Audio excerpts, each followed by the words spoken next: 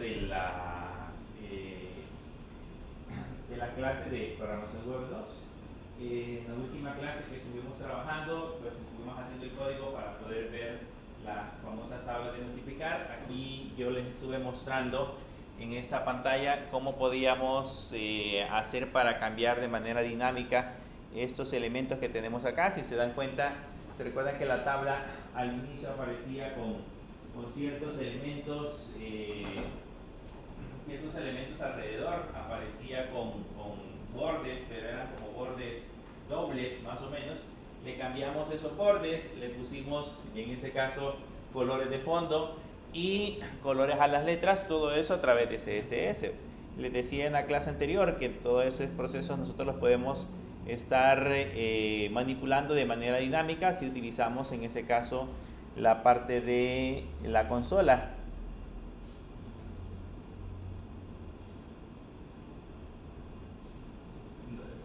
Si utilizamos la parte de la consola, desde aquí podemos seleccionar cualquiera de estos elementos y aquí podemos modificar el CSS directamente desde la parte de la consola. Yo le puedo cambiar o probar en este caso los estilos en la parte de la consola y modificar cada uno de los elementos. ¿Qué es lo que hicimos en la última clase? Pues básicamente ponerle colores de fondo, colores de letra y esos bordes a las orillas para que apareciera un poco diferente, digamos, la parte de la tabla. Solo que no sé si se dan cuenta que las celdas quedan como un poco separaditas.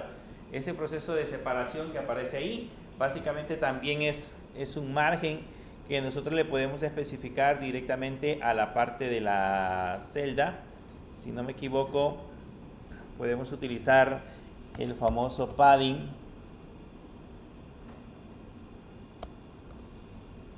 y le vamos a poner 0px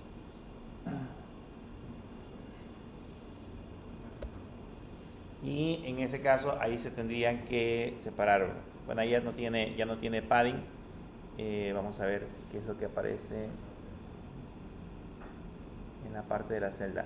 Hay una propiedad que me permite colocar el espacio entre las celdas, que eso es lo que estamos tratando de ver en esa parte. Pero bueno, eso lo vamos a tocar más adelante. Vamos a seguir trabajando con la parte de las tablas. ¿Qué es lo que tratábamos de hacer en aquel entonces? Pues básicamente era trabajar con la sentencia for. Aquí teníamos en la parte de abajo la sentencia for que se encarga de dibujar en ese caso la tabla y colocarle los colores tal cual nosotros estamos viendo en ese momento. Ahora bien, estas sentencias que acabamos de ver, podemos combinarlas con otras sentencias de control muy curiosas. Hay dos sentencias que vamos a tratar de ver en este día. Una de ellas es la sentencia break, que básicamente también se utiliza, ya lo hemos visto en otras ocasiones en el uso del switch, pero básicamente la sentencia break se utiliza para poder terminar o dar por terminado la ejecución de un bucle. Esta la podemos utilizar con el uso del for o con el uso del while, y cuando encuentra la sentencia break, básicamente es darle, lo que hace es darle como un stop o dar por terminado ese bucle justamente en ese punto donde nosotros coloquemos la sentencia break. Ahí donde coloquemos esa sentencia, en ese punto debería de finalizar. Entonces, para ponerlo como ejemplo, en esta parte de abajo, aquí podríamos colocarle, por ejemplo, si una condición, si la variable $i es igual a 5, entonces le ponemos un break. ¿Te recuerdan de que como si yo solamente voy a ejecutar una sentencia, no necesito colocar llaves, un if, no necesito colocar varias líneas, sino que en una sola línea puedo especificar en ese caso la parte de la condición? Si vemos ahora en esa línea, le hemos dicho de que justamente en ese punto debería de dar por finalizado la sentencia break, o sea, debería de dar por terminada la sentencia. Vamos a ver ahora qué resultados obtenemos en la parte de de la aplicación. Si regresamos otra vez a la parte del navegador y ejecutamos, se van a dar cuenta de que ahora la sentencia for solamente llega hasta el 1×4. Ya el 1×5, 1×6, 1×7 ya no lo ejecuta, porque justamente en esa línea que acabamos de colocar, en ese punto, nosotros le estamos diciendo que termine el bucle. Ahí podemos colocar varias condiciones. Podemos colocar condiciones que nos permitan determinar el punto de salida, en ese caso, de esa sentencia for, que de igual manera lo podemos hacer con un while. ¿Se recuerdan de que en ese caso este for termina cuando esta condición deja de ser verdadera? O la que se está verificando es esta condición que tenemos acá, pero a través de esta sería como una segunda alternativa que nosotros podríamos colocar dentro del código. Tal vez alguna posible situación, imaginen que sea por ejemplo un error que se genere al momento de leerlo, podríamos hacer que el bucle finalice y que no nos muestre en pantalla dichos errores. Podríamos analizar en ese punto el posible mensaje de error que se podría generar. Entonces así podemos hacer en ese caso con la sentencia break. También existe otra sentencia que se llama continue.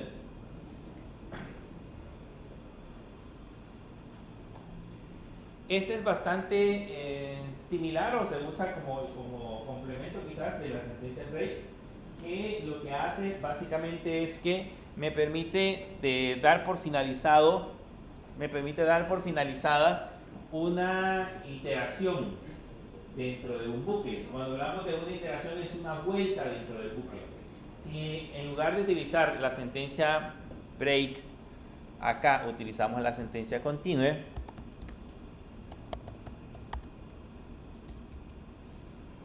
si le ponemos continue, vamos a ver entonces la diferencia en el resultado. Si lo corren en el navegador, ¿cuál es la diferencia en el navegador?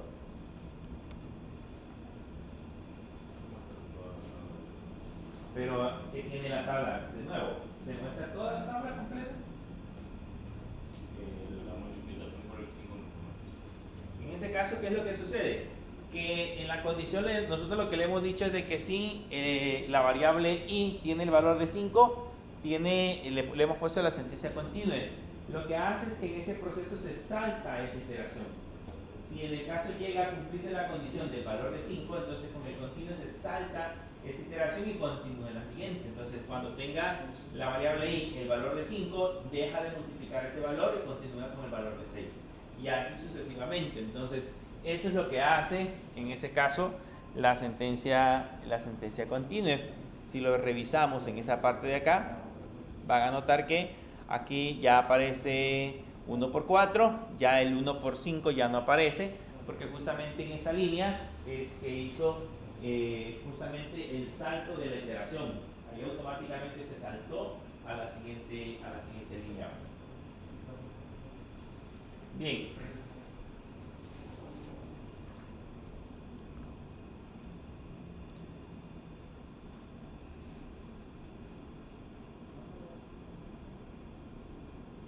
Podemos agregar, para que vean que aquí podemos combinar condiciones, puedo agregar todavía una segunda condición. Le puedo poner si la variable i es igual a 5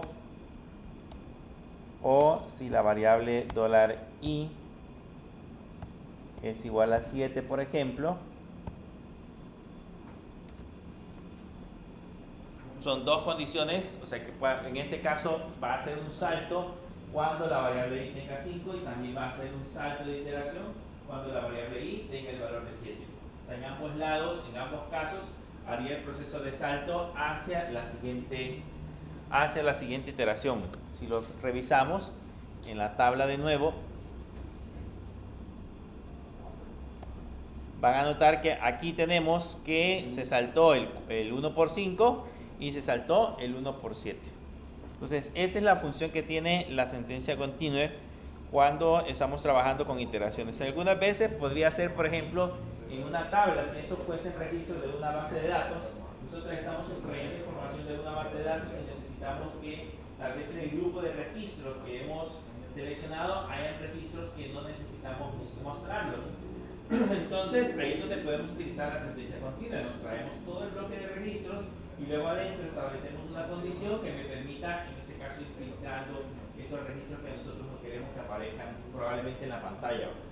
Algo interesante de esto es la ubicación que nosotros le vayamos a colocar a esta sentencia continua.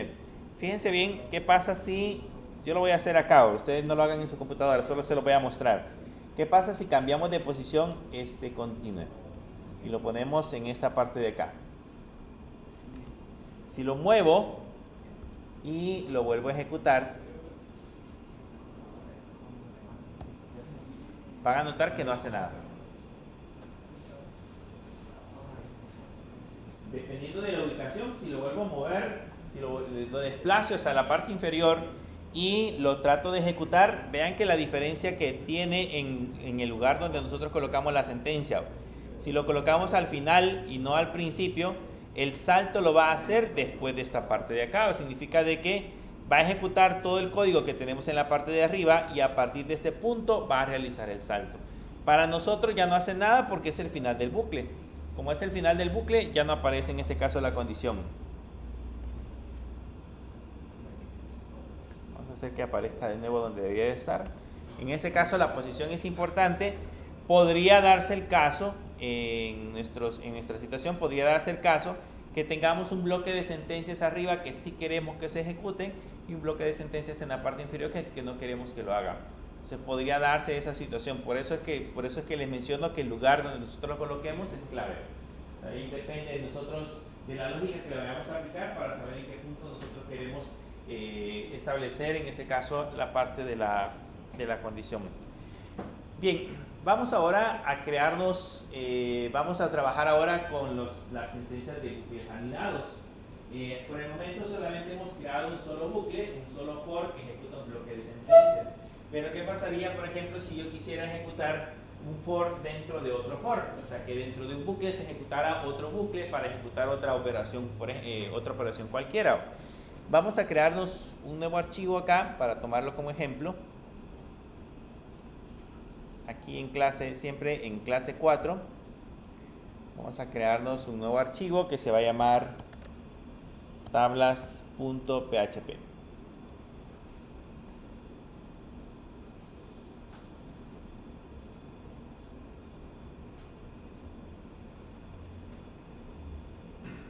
Creamos el nuevo archivo que ya se llama tablas.php.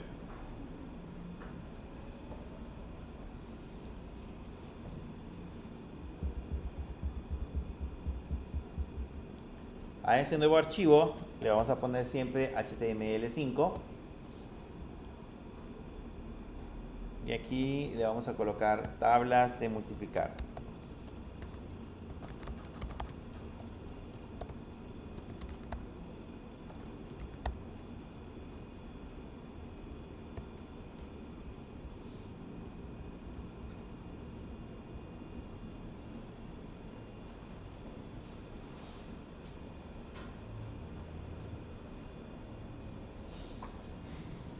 Bien, y para no escribir de nuevo el código, que ya lo tenemos, vamos a copiarlo de tablas. Todo lo que tiene el body. Nos lo vamos a traer.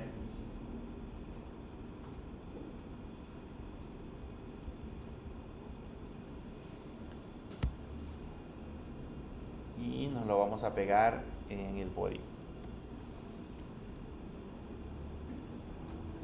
Vamos a ponerle comentarios nada más a la sentencia if.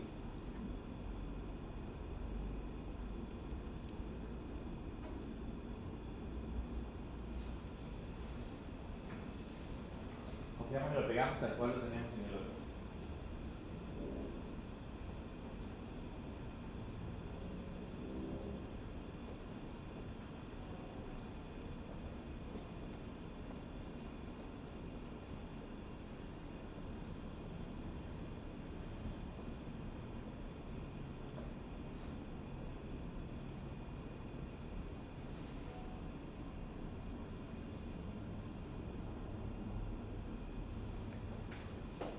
Bien, la diferencia ahora es que vamos a crearnos un código que me permita especificarle a la aplicación desde qué tabla hasta qué tabla queremos mostrar.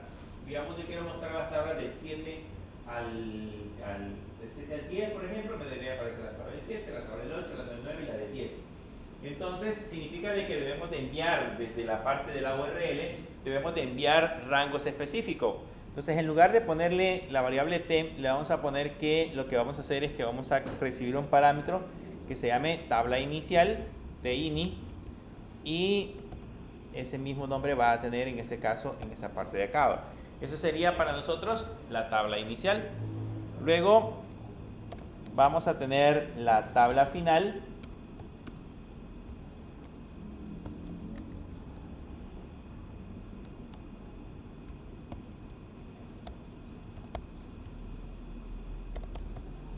La tabla final, que también le vamos a colocar un valor por defecto. Y ahí ya tenemos los dos valores que vamos a recibir desde la URL, la tabla inicial y la tabla final. O sea, ahí vamos a colocar, si queremos, desde la tabla X hasta la tabla Y, que serían en ese caso nuestros valores a representar. Luego, después de eso, ya podemos generarnos un comando for. Como yo necesito, en ese caso, que empiece desde una tabla específica hasta otra tabla, entonces justamente en esta línea puedo crearme otra sentencia for. Y acá vamos a utilizar la misma variable que tenemos en la parte de abajo. Le voy a poner $t, que $t va a ser igual desde qué valor vamos a iniciar. ¿Cuál sería el valor inicial para las tablas? No, porque vamos a empezar desde... No necesariamente. ¿Cuál es la tabla inicial que vamos a mostrar? Si yo quiero desde la tabla del 6 al 10, la tabla debería empezar con el 6, ¿cierto? ¿En qué variable tenemos ese valor?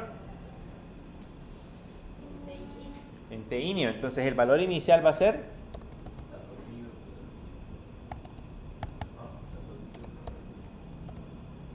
el valor inicial debería de ser tini. O sea, ese es el valor inicial que va a tener. Voy a empezar desde la tabla del valor inicial que le hayamos especificado. Luego la condición. Le decimos que la variable $t va a hacer que se ejecute mientras sea menor o igual que el valor final. ¿Dónde tenemos el valor final? Lo tenemos en tfimber. Y por cada vez que ese bucle se ejecute, va a incrementar de uno en uno. Y aquí abrimos llaves. Vean que aquí solamente voy a abrir llaves. Nada más. ¿Okay? En esta línea solamente vamos a abrir las llaves, porque ahí va a empezar el bucle. Hoy va a empezar el código que vamos a ejecutar. Ahora, en la parte de abajo vamos a imprimir con un H2 la tabla del y el $t, o sea, la tabla que corresponda. Le voy a dar una tabulación para que se vea mejor. Ahí me va a imprimir la tabla del 2, la tabla del 3, la tabla del 4, dependiendo de los valores iniciales que yo le había enviado desde la parte de la URL. Pero básicamente ese código es el que va a ejecutar cuando estemos corriendo en la parte inferior, iniciando desde la tabla ini hasta la tabla final. Ahora, si revisamos, esto ya dibuja la tabla, o sea, este código se va a ejecutar repetidas veces. ¿Cuántas veces se va a ejecutar? Las veces que hayamos especificado en los valores de las de tfin y tinio. Va a dibujar la tabla con los valores especificados, va a llegar al for. Con este for va a hacer el proceso de generar un bucle. Ya ese es un bucle anidado porque estamos colocando un for dentro de otro for. Aquí está ejecutándose otra sentencia for. Este va a hacer el proceso de multiplicar los valores y dibujar dentro de la tabla esos valores. Vean que aquí va a tomar el valor de la variable t, que es la que estamos colocando como el número de la tabla. Y luego en la parte de abajo, a dónde debería determinar en este caso el bucle, porque hemos abierto una llave en la parte de arriba. Esta llave la hemos abierto en esta parte de acá. En algún punto debemos de darla por finalizado. Entonces, para darle por finalizado debería de ser cuando terminemos la tabla. Entonces aquí abrimos código PHP y acá cerramos la llave que hemos puesto en la parte de arriba. ¿Cuál es esa llave? La que usamos en el for del. ¿Okay? Entonces todo el bloque se ejecuta, o toda la parte de la aplicación se ejecuta dentro del bloque de código.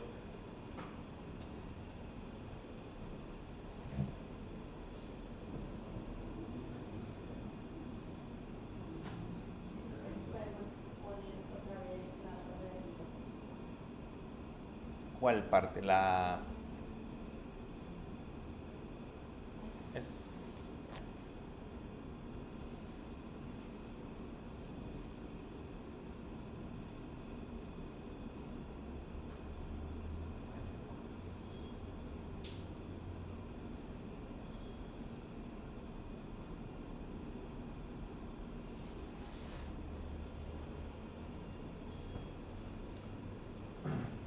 Bien, con eso ya tenemos armados los bucles. Ahora ya podemos probar en la parte del navegador. Podemos ir al navegador y colocar en ese caso la parte de la URL para probar si realmente nos funciona. Lo vamos a guardar y vamos a regresar a la parte del navegador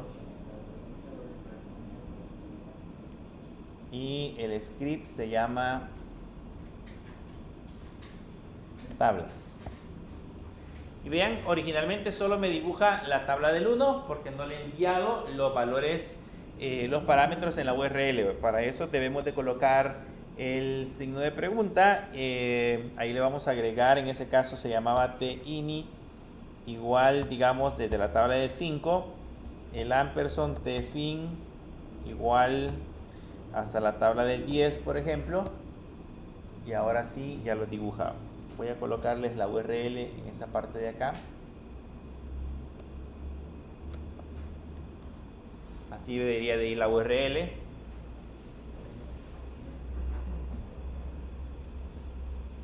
Debe ir el tfin y el tini, los dos parámetros.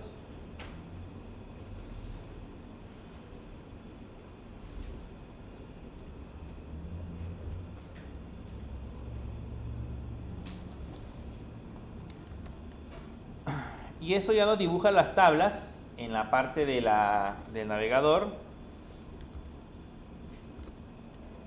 Vean, aquí ya aparece, voy a quitar por el momento eso, ya aparece la tabla del 5, la tabla del 6, la tabla del 7, la tabla del 8, la tabla del 9 y la tabla del 10. Ya aparecen todas las tablas que nosotros queríamos, en este caso, dibujar. Entonces, ese ya es, como les mencionaba, un bucle anidado. Podríamos combinar los bucles dentro de un do while, poner un for, o dentro de un for, poner un do while, dependiendo de la lógica que nosotros vayamos a utilizar dentro de la aplicación. Así debería de ser en ese caso en los bucles que vayamos a implementar. O sea, pueden ser en cualquier combinación. Bien, ¿preguntas? Ok, con eso ya hemos colocado, digamos, la parte de la aplicación con la sentencia que acabamos de mencionar, que es la sentencia for, la otra sentencia de control. Quiero que piensen, bueno, que lo hagan en su computadora, piensen cómo podrían hacer este efecto. Les voy a poner el ejemplo acá. Aquí tenemos, en la tabla, tenemos que todas las filas de donde están los resultados aparecen de color aqua. ¿Qué pasaría si yo quisiera hacer este efecto? Voy a poner la segunda fila y en la segunda fila le vamos a poner gray y luego esta otra fila y le vamos a poner gray, luego esta otra fila, gray, luego esta otra fila y por último esa fila. ¿Qué pasaría si quisiéramos hacer ese efecto? Si se dan cuenta, la primera fila donde está el 10 por 1 aparece de color aqua, la segunda fila aparece de color gris, la tercera aqua, la cuarta gris y así sucesivamente. Vamos alternando entre cada una de las filas. ¿Cómo harían para hacer ese efecto en la parte de la parte de la aplicación? Aquí es donde colocamos el color de fondo, en esta parte de acá. El color aqua es este. Aquí es donde colocamos el color. Entonces ahora hagan el efecto para que les aparezca así. Traten de hacerlo en su código y me dicen cómo lo hicieron. Podría poner la parte final del código.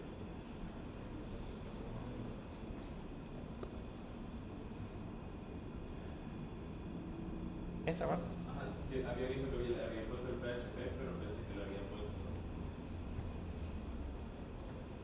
Traten de hacer el efecto de que aparezca una fila de color y otra fila de otro color. Piensen cómo podrían hacer para que aparezcan de diferentes colores. Podría hacer una pregunta para el parcial.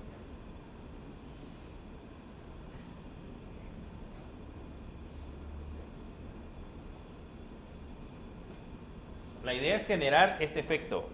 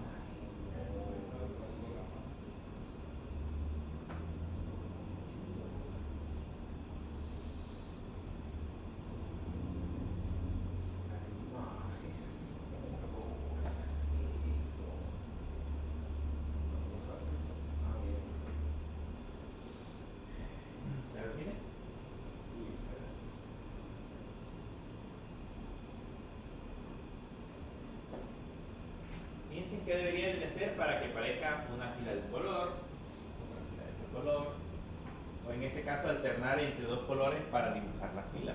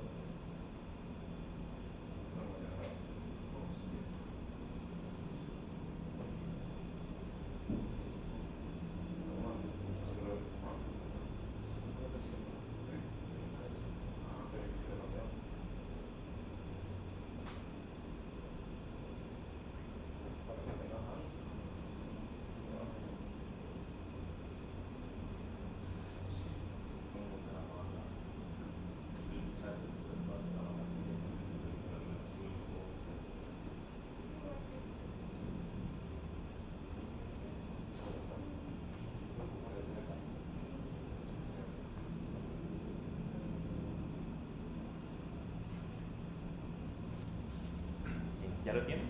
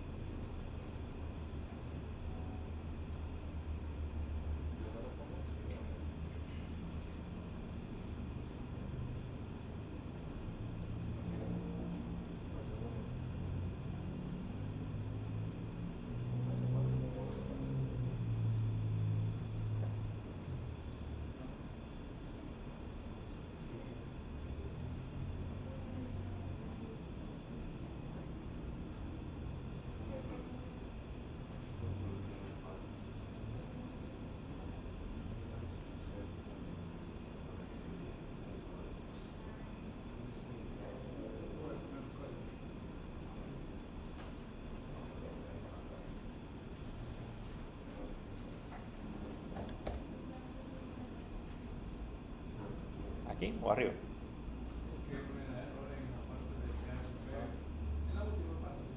¿Aquí? ¿Qué error le da?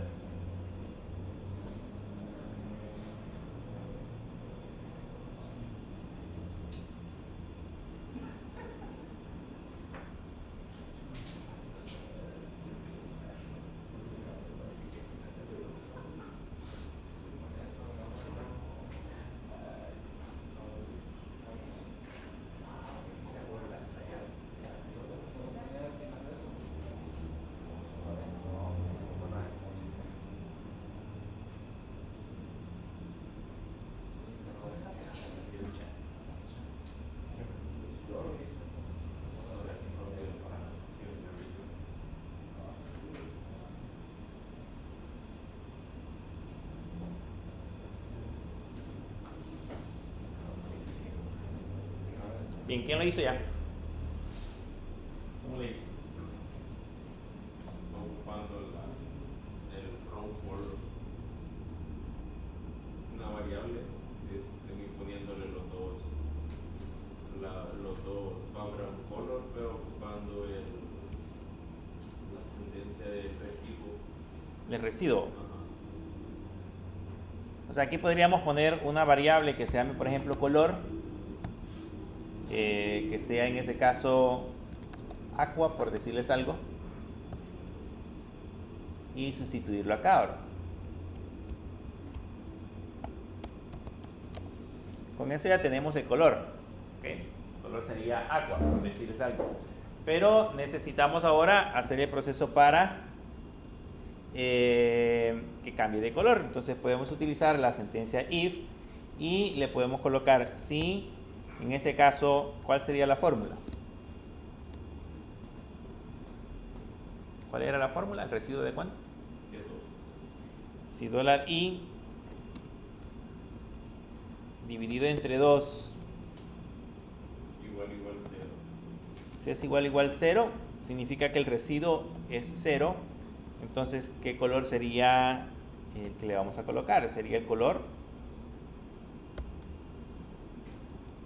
aqua. Caso contrario, le colocamos el color gray.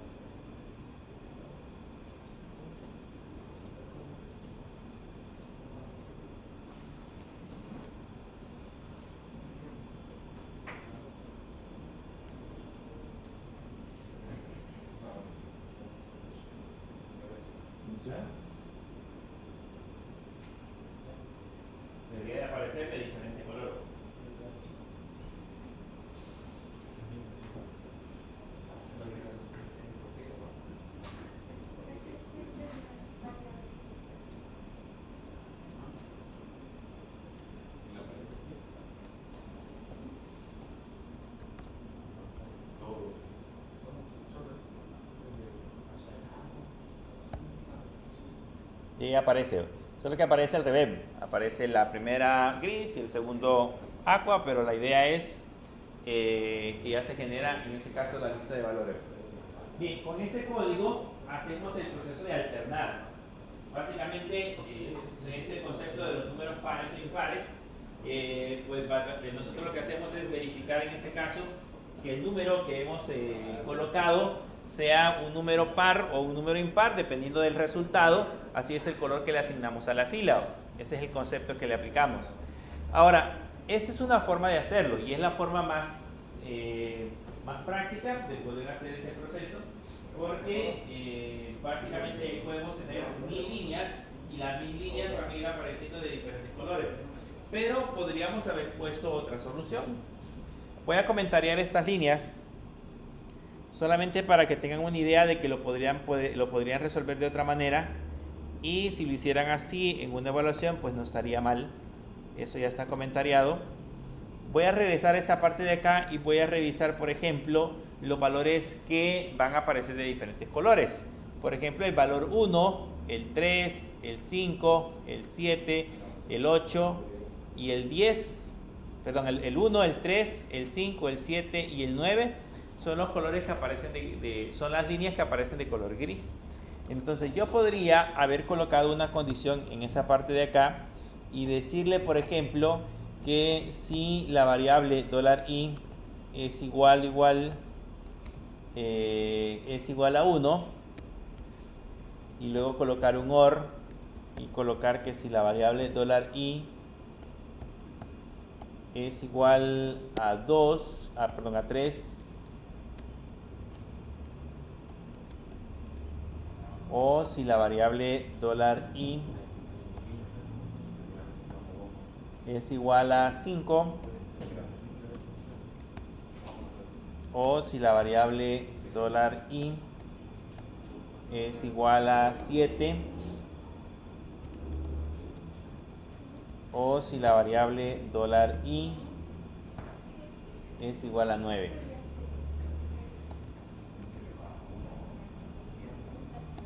Entonces que coloque el color que sería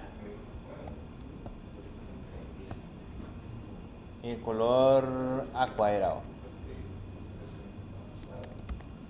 Caso contrario, que coloque el color gris. Esa podría haber sido otra posible solución. Ustedes analizan en qué líneas es que aparecen los colores y podrían haber colocado la condición de esa manera.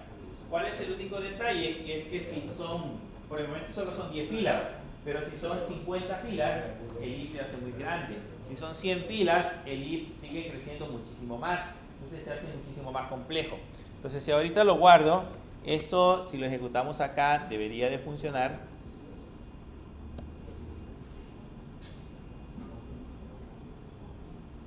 Bueno, ahí se generó, si se dan cuenta se acaba de generar un bucle infinito. ¿Por qué se generó un bucle infinito? Acaba de generarse un bucle infinito. Voy a detener Apache porque si no se puede quedar el servidor. Voy a venirme acá en esta parte de la terminal y le vamos a poner sudo systemctl restart Apache 2, porque ahorita se ha generado un bucle infinito. Esto, vean, aparece 5 por 1, aparece un montón de veces. La pregunta es por qué se generó ese bucle infinito. Cuando pase eso de que hemos generado un bucle infinito y querramos detenerlo, la única manera de hacerlo es reiniciando Apache. ¿Por qué se genera un bucle infinito?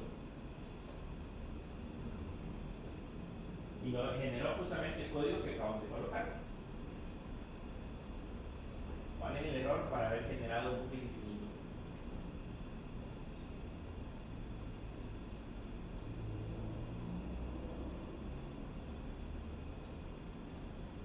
Ya les decía, si dejábamos códigos de ese tipo, eran de tipo infinitos, y los dejábamos habilitados dentro de la aplicación, podría suceder ese pequeño problema, que cuando nosotros lo intentemos depurar, lo intentemos ejecutar, podríamos hacer que el servidor se quede pegado. ¿Cuál es la razón por la que el bucle es infinito? Por la sentencia del igual. ¿El sentencia del? Por cómo se ha dejado en el igual, no sé si eso se... Si se recuerdan, en los símbolos, en los operadores de comparación, para que yo pueda comparar un valor con otro, tengo que utilizar el igual. Y aquí hemos puesto solo el igual. Entonces, aquí, ¿qué es lo que está haciendo? En lugar de comparar, le está asignando 1 a la variable i. Por eso, si se dan cuenta, en el bucle infinito aparece un montón de veces el 5 por 1 y no pasa de i, porque ese valor se ha vuelto infinito. Entonces, ¿qué tenemos que hacer? Colocarle el igual.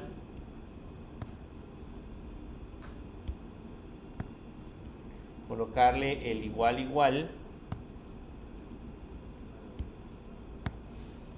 Y ahora sí ya debería de funcionar. La diferencia ahora es que estamos comparando y si lo ejecuto ya debería de aparecer la tabla como corresponde. Entonces, esa es otra manera de hacerlo. Si a ustedes se les olvidó que existe el residuo de una división entera y que pues nada más analizaron la tabla y vieron, bueno, son las tablas, las filas 1, 2, 1, 3, 5, 7, 9, que son las que cambian de color, entonces voy a colocar una condición para eso y lo hicieron de esa manera, pues está bien. Pero recuérdense que ese código no es eficiente si vamos a tener un montón de filas. Si vamos a tener 50, 100, 1000 filas, las que vamos a dibujar, ese código ya no sería eficiente, porque vamos a tener que colocar una condición exageradamente grande. Y eso funcionaría en el caso de que nosotros conozcamos el número de filas, pero si desconocemos el número de filas que vamos a mostrar, entonces tampoco sería eficiente. Otra manera, te lo voy a colocar aquí, otra manera, la manera más corta de colocar la sentencia que acabamos de hacer, o sea, esa es la manera más, la que acabamos de hacer es la manera más larga, digamos, la manera del residuo es la manera correcta, y una manera más corta de poder usar ese mismo código, se lo voy a poner en comentarios, pero pues podemos hacerlo de cualquier otra manera. Voy a poner acá la variable color igual, y aquí le ponemos una condición: si $i porcentaje 2 es igual a 0, entonces le ponemos el signo de pregunta y le decimos que devuelva array 2 puntos, sino que devuelva aqua. Y esa sería otra manera más corta de hacerlo. ¿Se acuerdan de que usamos el signo de pregunta? Que era un signo condicional, un operador condicional. Pues también esa es otra manera en la cual nosotros podemos hacer el mismo proceso. Básicamente sería intercambiar entre líneas haciendo uso del residuo de una división entera. Entonces, cualquiera de las tres maneras que utilicen son válidas. Cualquiera podríamos utilizar para realizar el proceso que acabamos de mencionar.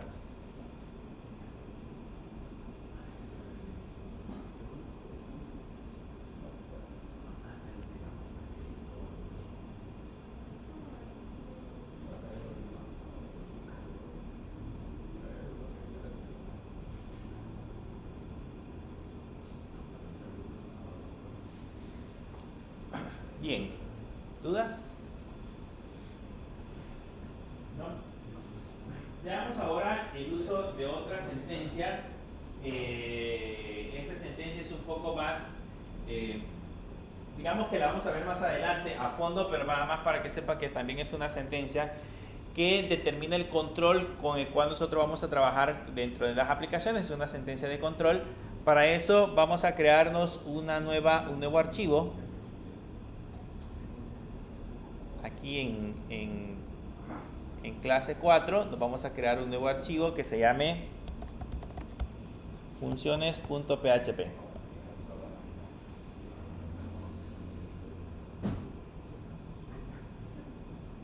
Este archivo se llama funciones.php.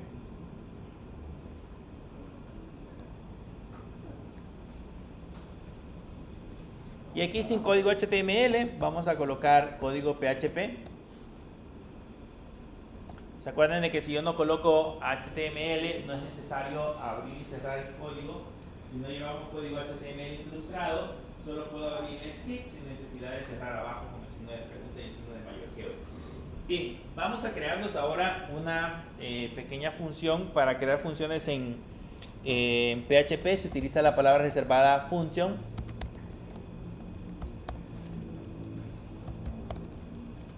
Ese es un tema que vamos a ver más adelante, la parte de las funciones.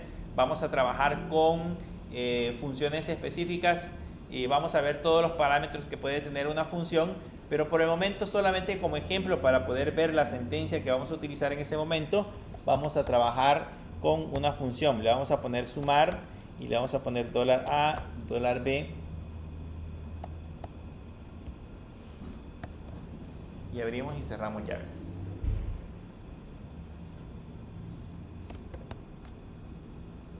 Y acá adentro vamos a colocar $total.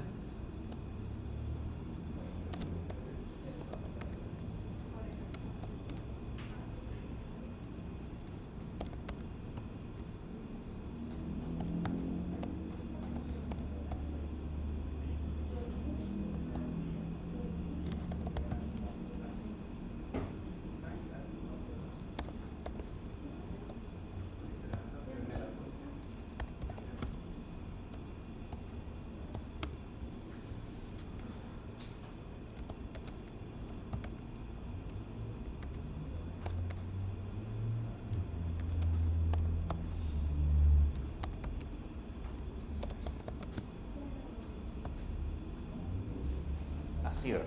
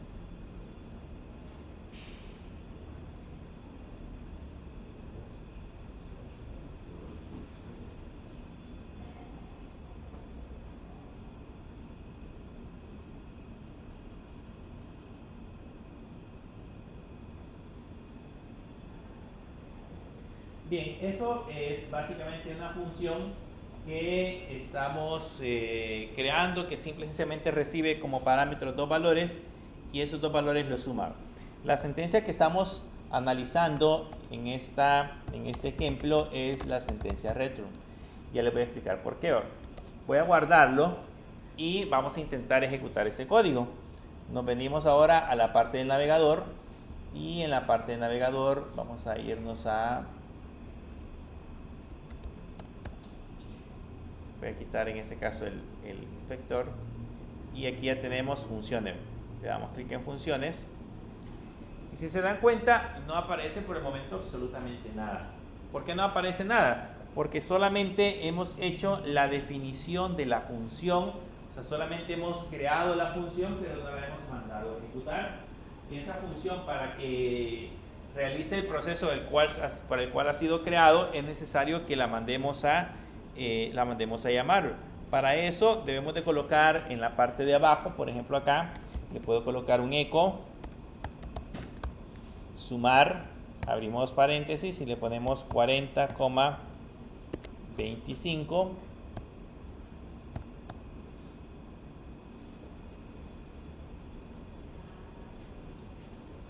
Y ahora sí, va a mandar esos valores de 40 y 25 a la variable, a la función que se llama sumar.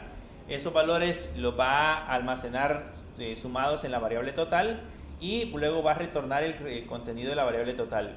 Y si se dan cuenta, abajo hay un texto que dice la suma de A más B es total.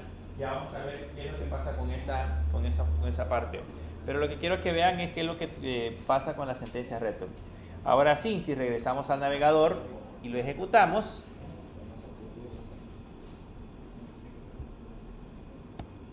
van a notar que ya aparece el valor de 65. Pero lo que quiero que vean en esta parte del ejemplo es que este texto no está apareciendo. Este texto que hemos puesto acá que dice eco, la suma de A más B es total, eso no está apareciendo. No se muestra en el ejemplo que acabamos de colocar. ¿Por qué no se muestra? Porque la palabra reservada en return, por eso es una sentencia de control, la palabra reservada en return determina el fin de una función. En esa parte, en ese código que nosotros acabamos de colocar en esa línea, indica de que ahí termina y todo el código que tenemos en la parte inferior ya no se ejecuta. Entonces, cada vez que nosotros estemos colocando la sentencia return, vamos a saber que todo lo que esté abajo de la sentencia return deja de ejecutarse. Significa, por ejemplo, que podríamos poner condiciones. Podría poner si, digamos, el valor de una variable es igual a un valor X, entonces return, caso contrario, pues sigue ejecutando otro valor. O sea, ese return puede condicionarse para decidir en qué punto de nuestra aplicación la función finaliza. Entonces, por eso es de que sucede que en la parte de abajo ya no aparece ese valor. ¿Qué pasa, por ejemplo, si comentaríamos el return? Le voy a poner comentarios al return y regresamos a esta parte de acá. Y vean, ahora sí aparece la suma de 40 más 25 es 65. ¿Por qué aparece? Porque ya quitamos la sentencia return. Y por lo tanto, la línea que está abajo de la sentencia return, ahora sí, ya se ha ejecutado. Entonces, por eso les mencionaba, la sentencia return determina el final de una función. ¿Okay? A través de esa sentencia return, en el lugar donde se encuentre el punto exacto donde nosotros lo coloquemos, indica que ahí va a terminar. Y lógicamente, por decir return, va a devolver el valor que le coloquemos. Si yo no le coloco return, digamos que aquí no le hubiéramos colocado total, sino que solamente le hubiéramos colocado return, lo que haría sería retornar valor vacío, un valor nulo, digamos. Pero en el caso ahorita, como le hemos puesto que retorne total, devuelve ese valor y lo imprime en la parte de abajo. Para eso sirve, en ese caso, la sentencia return. Pero lo vamos a estar usando más, lo vamos a estar usando con mayor frecuencia cuando ya estemos trabajando con funciones específicas. Ya vamos a tener un tema específico de funciones. Las funciones no solamente es eso, lo que acabamos de ver ahí. Hay una gran cantidad de cosas que se pueden hacer en el lado de PHP para la creación de funciones. O sea, ahí podemos trabajar con otros elementos adicionales que todavía no les he mencionado, y eso lo vamos a trabajar más adelante. Por el momento quiero que, para ver otra función, voy a descomentariar esta. Quiero que hagamos más funciones en esta parte de acá. Voy a quitar este eco y vamos a copiar y vamos a pegar este código, y en lugar de sumar, aquí le vamos a poner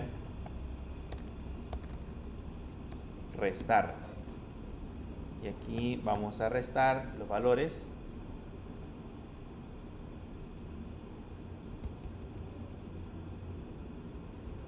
Voy a quitar este eco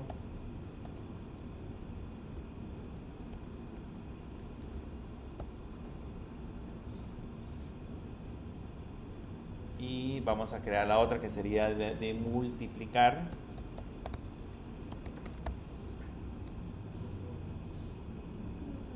Aquí en lugar de restar sería multiplicar, y vamos a crear la otra que sería la de dividir.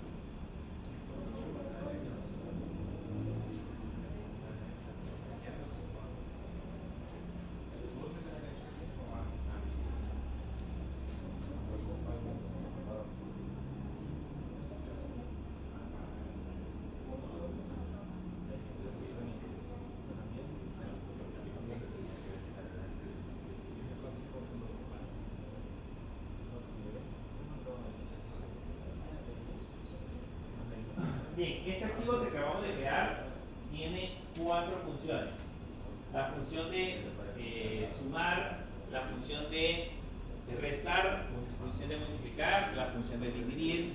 Tienen 4 funciones creadas en total. Esas funciones por el momento no hacen nada. Si yo de nuevo regreso a la parte del navegador e intento ejecutar de nuevo este archivo, vean que si le doy clic acá y le doy enter, pues no muestra nada, ¿okay? Funciones no muestra nada, porque lo único que tenemos en este archivo son definiciones de funciones. O sea, aquí es nada más el contenido de las funciones con las cuales vamos a trabajar, no tiene absolutamente nada más. Entonces, ¿qué nos hace falta ahora? Hacer uso de esas funciones. Para eso vamos a utilizar otra instrucción muy buena, que la vamos a estar usando muy a menudo más adelante. Para eso vamos a crearnos un nuevo archivo. Vengámonos acá a de nuevo clase 4 y vamos a crear un nuevo archivo que se va a llamar operaciones.php.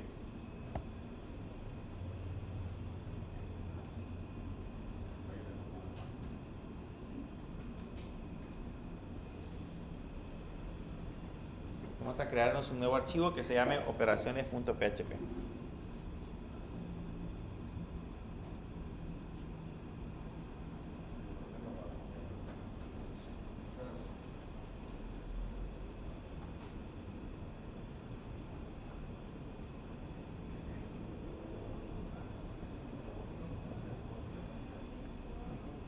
Y en ese nuevo archivo operaciones.php lo que vamos a hacer es siempre colocar código PHP, y en ese código PHP vamos a empezar a evaluar algunas funciones o algunos procesos que necesitamos colocar.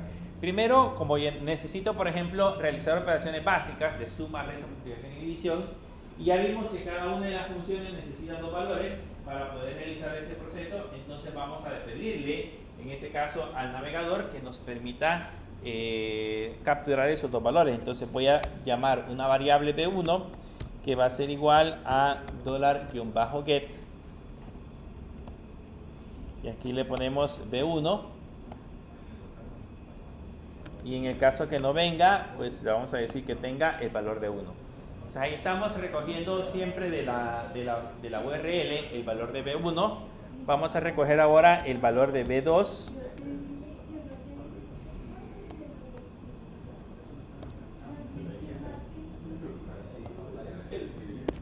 Y ahí ponemos B2.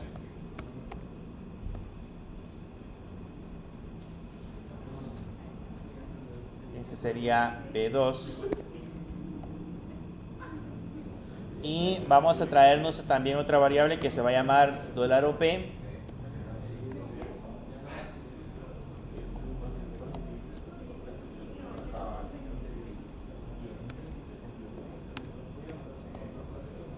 Y le vamos a llamar, en este caso, OP.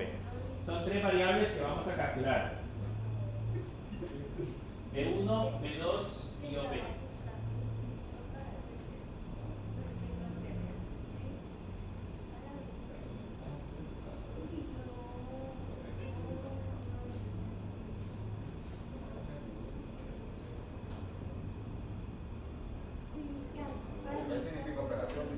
¿Perdón? De operación. O sea, ahí vamos a determinar si es suma, resta, multiplicación o división. Bien, aquí podríamos evaluar la variable OP. Le podríamos poner si la variable $OP es igual a 1, hacer el proceso de suma; si es igual a 2, hacer el proceso de resta, y así sucesivamente. Pero para no utilizar un if, vamos a aprender a utilizar otra sentencia de control que también es muy útil cuando estamos trabajando con ese tipo de operaciones. La sentencia se llama switch. Así, ahora. Si quieren que se las rellene automáticamente, pueden hacer esto. Cuando escriban swtsh, seleccionen la que está aquí en la parte de abajo, y ahí automáticamente se la va a rellenar. Entonces, en el caso de switch, donde aparece la variable, le vamos a poner OP como nombre de variable, y donde aparece el valor vamos a empezar a comparar.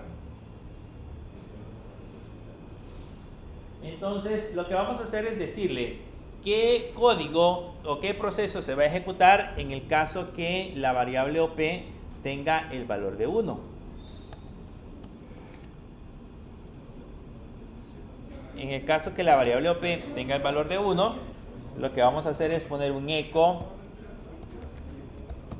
la suma de $B1 más $B2 es,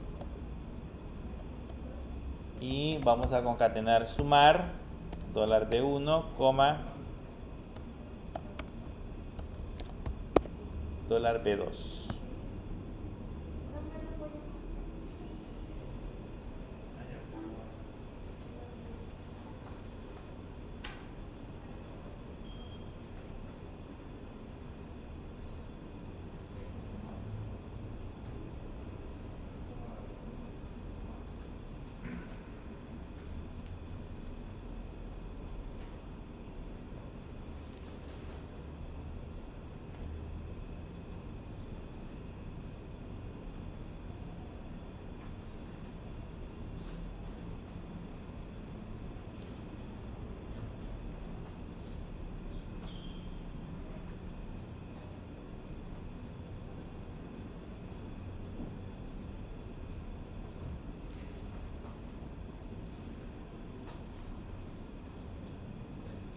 Ahí sería la suma de $B1 más $B2 es, y ahí aparecemos, mandamos a ejecutar la función sumar. Le ponemos $B1, $B2.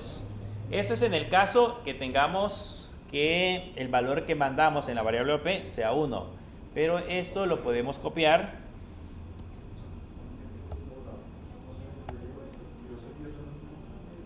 y le podemos colocar en el caso que sea 2. ¿Cómo se llama el resultado de restar dos números?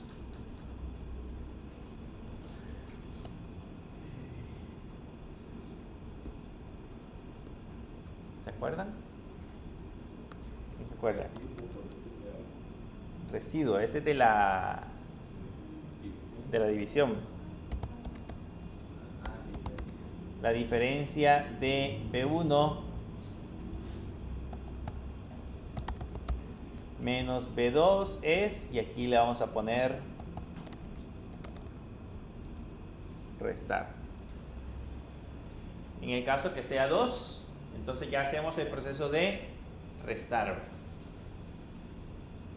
Restamos B1 menos B2.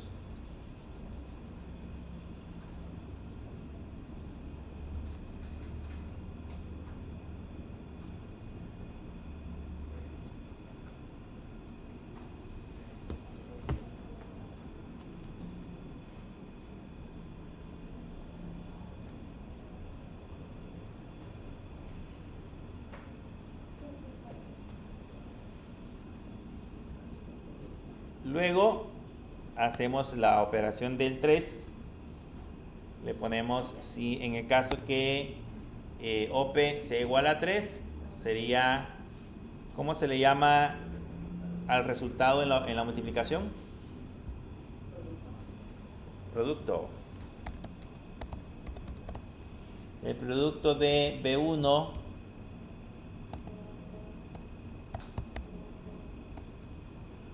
por B2 es, y aquí le ponemos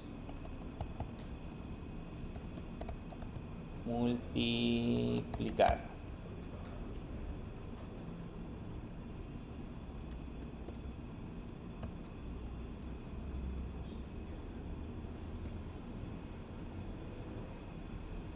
Y en el caso que sea 4, ¿cómo se le llama al...? No, el residuo es lo que sobra.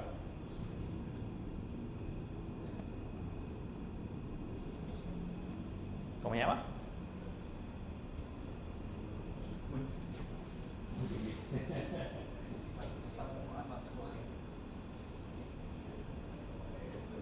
Un examen de primaria. Resultado. Se le llama el cociente. El cociente de B1 entre B2 es, y aquí le ponemos dividir. Creo que dividir le pusimos a la función.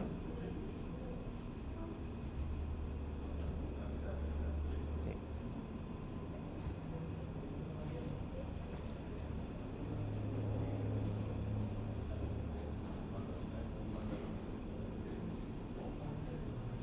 Y por default, aquí le vamos a poner en el caso que no sea 1 o en el caso que tenga un valor diferente a lo que hemos evaluado en la parte de arriba, le vamos a poner un eco y le vamos a poner opción no válida.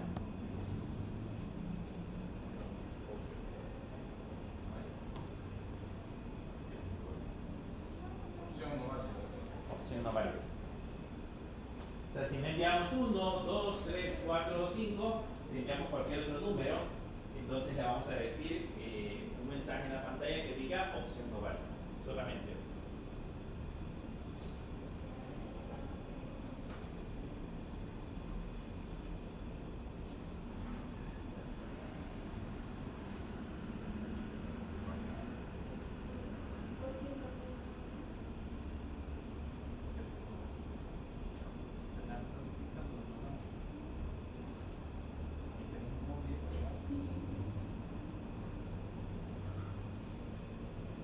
Le vamos a poner opción no válida.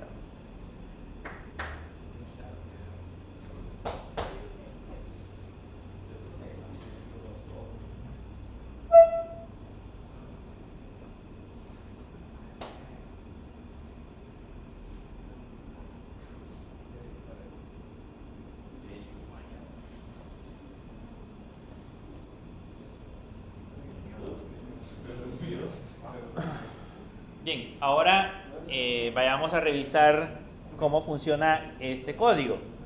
Fíjense que ahorita lo que hemos hecho dentro del código es colocar nada más las tres variables que vamos a recibir. La variable B1, B2 y la variable OP. La variable B1 y B2 va a tener los valores que vamos a sumar. La variable OP va a tener la operación que vamos a ejecutar, la operación que necesitamos hacer. Y luego en la parte del switch lo que hemos analizado es el contenido de esa variable OP. Si esta tiene 1, 2, 3, 4, 1, 2, 3 o 4, realiza la operación dependiendo del valor que le hayamos enviado. Ahora, veamos si este código funciona. Regresamos a esta parte de acá y vamos a abrir el archivo que se llama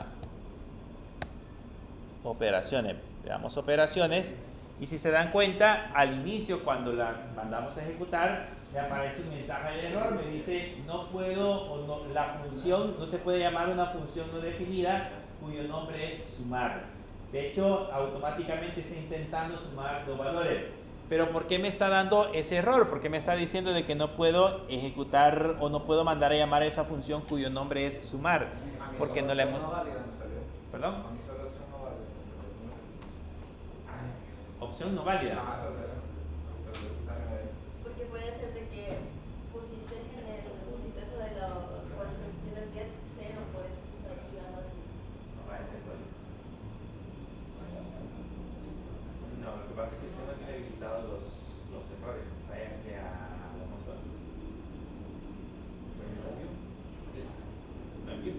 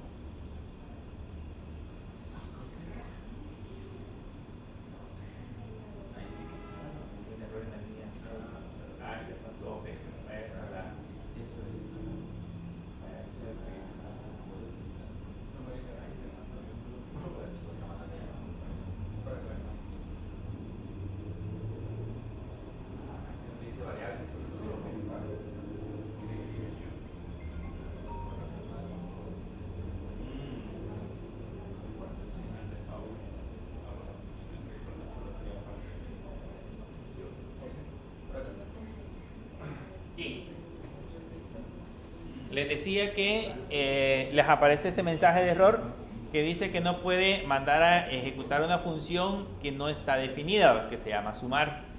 ¿Cuál es el problema que tenemos? El problema que tenemos en ese momento es justamente que la variable, la función que se llama sumar, no está definida, no la hemos creado, no hay ninguna, en este archivo, al menos en operaciones, no hay ninguna parte donde hayamos colocado function y la palabra sumar.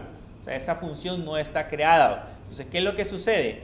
Para que yo pueda agregar esa función, tendría que poner, por ejemplo, en esta parte de arriba, tendría que poner la palabra function y empezar a colocar todo el código. Pero la idea de esto es separar código. Ya tenemos nosotros definidas las funciones en este archivo que se llama funciones.php. Entonces, lo único que tengo que hacer ahora es decirle a PHP que esos archivos que se llaman sumar.php se encuentran agregados en otro archivo y que lo mande llamar a ese otro archivo. Para eso utilizamos dos sentencias, o hay dos sentencias con las cuales se puede trabajar, que son las sentencias include o require. Estas sentencias include o require sirven para decirle a PHP en dónde nosotros tenemos esos archivos que intentamos llamar. En ese caso es la función sumar y la función multiplicar. ¿Cuál es la diferencia entre cada uno de ellos? La diferencia entre el include y el require es que si, por ejemplo, el archivo que nosotros intentamos mandar a llamar tiene algún error, el include solamente muestra un warning y el require muestra un error.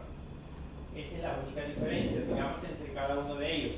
Y en el caso del include, el código continúa ejecutándose. En el caso del require, el código se detiene.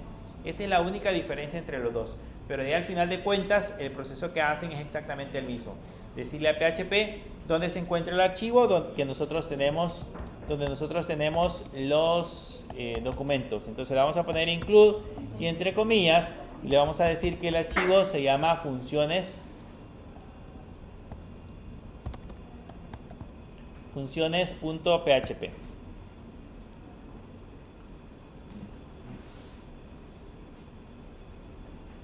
Con eso le decimos a PHP ahora los archivos que vamos a necesitar se encuentran en otro documento o en otro archivo que se llama funciones.php. Entonces ahora estas funciones que tenemos acá, sumar, restar, multiplicar y dividir, ya deberían de existir. O sea, ahora lo guardamos y nos regresamos hacia el navegador y lo intentamos ejecutar. Vean que ya no da error. Si les funcionó, ahora ya no debería dar error. ¿Por qué ya no da error? Porque la función include ya incluyó los archivos que nosotros queríamos ejecutar.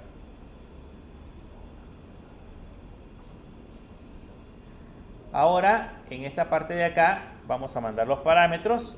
Le voy a poner B1 igual 40, por ejemplo, y mandamos B2 igual 15 y mandamos, por ejemplo, OP igual, digamos, 3, multiplicación, y vean, ya dice el producto de 40 por 15 es 600, porque en la variable OP yo le estoy mandando el valor de 3. Si ahora le pongo el valor de 4, ya me dice el cociente de 40 entre 15 es 2.66. Si le enviamos el valor de 1, ya dice la suma de 40 más 15 es 55. Y si le enviamos el valor de 2, dice la diferencia de 40 menos 15 es 25. Ya está ejecutando en ese caso el proceso de operación. Y se envió, por ejemplo, un valor de OP no válido, ya me aparece opción no válida. Entonces ya está ejecutando todo el proceso para el cual nosotros lo habíamos creado. Así es como funciona en ese caso la sentencia include, que me permite en ese caso decirle a mi código en qué otro lugar se encuentra el archivo que nosotros estamos intentando mostrar.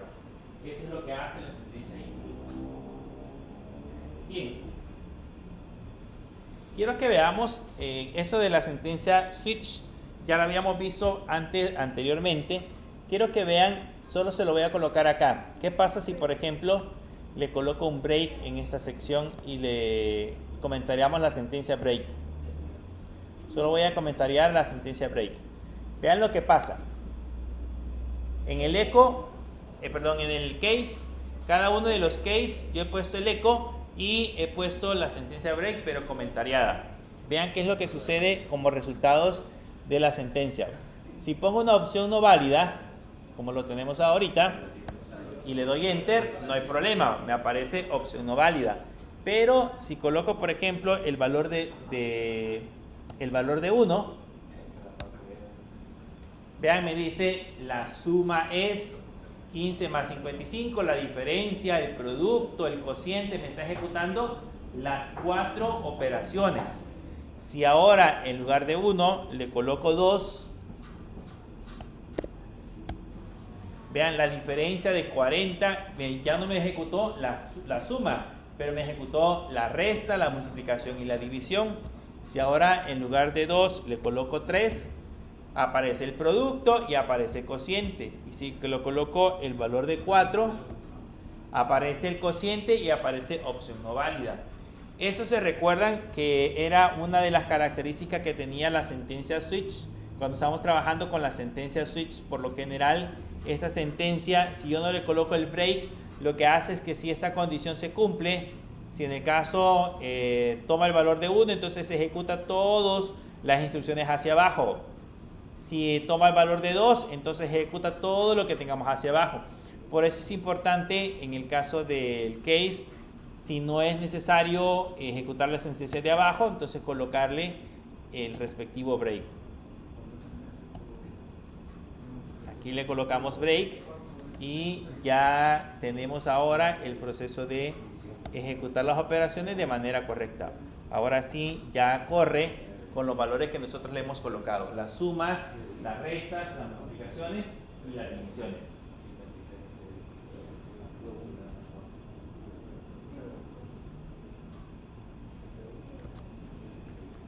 Bien, con esas sentencias, con esos valores hemos terminado de ver el uso de las sentencias de control. Ya con eso ya aprendimos a utilizar el if, aprendimos a utilizar el for, aprendimos a utilizar el while, el do while y todas las sentencias de control que ya hemos mencionado. El switch, entre ellas, hemos visto nuevas como el return para el caso de las funciones, el uso del include, y aquí en la parte de arriba quería que vieran que también funciona si en el caso nosotros no colocamos la sentencia include, sino que en lugar de include colocamos require, hace exactamente lo mismo. Si yo regreso a esta parte de acá y le doy enter, vean, no hay ningún cambio, o sea, hace exactamente lo mismo. La diferencia nada más se encuentra en el tratamiento de errores. Entre include y require, la diferencia es cómo trata los errores de tener los archivos que acabamos de incluir, si lo usamos con el include o con el require. Básicamente lo que hace es en uno detener el código, en el otro continuar y solo mostrar un cuadro. Esa es la única diferencia, pero de ahí por lo demás funcionan exactamente igual, hacen exactamente lo mismo. Así que más adelante, cuando ya estemos trabajando con archivos un poco más grandes, cuando ya estemos trabajando con un proyecto más grande, vamos a estar utilizando muy a menudo la sentencia include o la sentencia require. Solo recuerden que la idea de esto es que vayamos creando código por partes, o sea, no coloquemos todo el código en un solo archivo, sino que vayamos segmentando diferentes archivos y solamente con el include y con el require vayamos llamando los archivos que necesitamos. Cuando ya creemos un sistema completito, pues probablemente ahí vamos a utilizar varios archivos y vamos a irlos incluyendo utilizando la sentencia que acabamos de mencionar. Bien, ¿dudas? ¿Preguntas? ¿Por qué siempre son las dos funciones que hacen lo mismo? Básicamente por el tratamiento de errores. O sea, en algunas ocasiones podría ser que, por ejemplo, la sentencia funciones.php tenga algún error, cualquiera que se pueda generar, errores de tiempo de ejecución. Y yo quiero que el código se detenga. Si yo quiero que el código se detenga cuando hay un error, entonces utilizo el require. Pero si yo no necesito que el código se detenga, sino que aunque exista un error se sigue ejecutando, entonces utilizamos el include. O sea, nada más es dependiendo de la necesidad que tengamos con el error que se vaya a tratar, con el error que vayamos a tratar. Pero al final de cuentas hacen exactamente lo mismo. ¿Y si es un error de un bucle? Si es error lógico, no se lo va a detener. Acuérdense que tiene que ser error de sintaxis o error en tiempo de ejecución. Pero si es error de un bucle que nosotros hayamos colocado un error lógico, eso sí siempre se lo va a hacer. Bien, si no hay preguntas, ¿quieren comenzar el examen o quieren salir a comer algo?